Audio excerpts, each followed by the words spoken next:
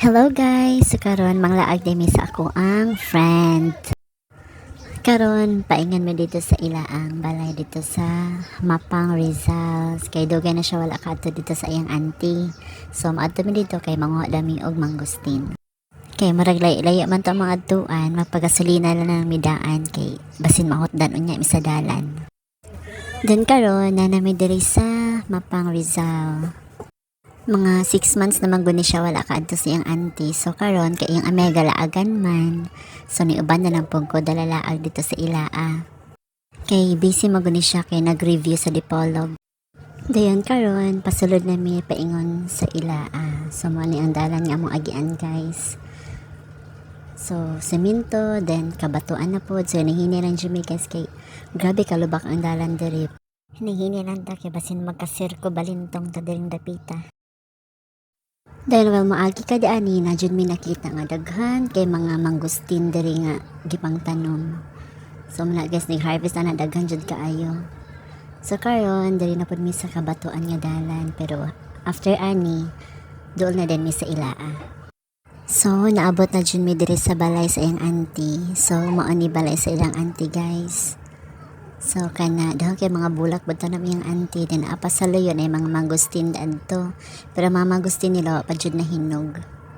So na lang iyang auntie meet and greet with his auntie. O diba? Dayon kaning ilang gibulad man ni. So ilara pud ning abot guys ilang tinanom ni dito sa ilang kayutaan. Dayon na pud sila mga buhi nga iro. Dayon kay giahama injo mega gitagaan ta niya tubig. And then gitagaan po ta sa iyang auntie og kaning Silvanas og Piyaya fresh from Dumaguete City. Dayon malakaw sa mi kay mopalit mi og soft drinks. So unahan diri sila guys magmotor kay medyo layo-layo. So mapalit ta og soft drinks diri sa tindahan unahan sa ilaa. So siya na rin ni sulod adto kay siya may nagbayad sa soft drinks.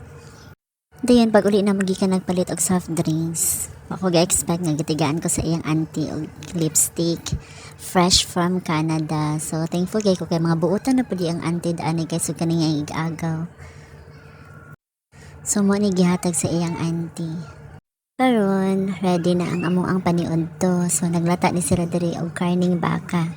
Lami kay pagkalata kay humok din lami og timpla. Dayon hiwa-hiwa lang ta diri kay dako man kaning unod guys. Nigbira ko nato malagpot pa lang hinuon. So mo naghiwa-hiwa na lang nato. Kaon jud tagbanat ani guys. Dayon dito sa ilang luyo nanguha mi og santol og kaning rambutan. So kanang santol guys tamis kay na siya kay Bangkok man na siya nga santol. Dayon karon kay hapon naman jud ni manguli na jud mi kay maadto naman siya Dipolog kay pagkalunis mag-review naman pud ni siya. So kinahanglan jud mi manguli kay ako pud na po koy event. So more to guys, thank you for watching.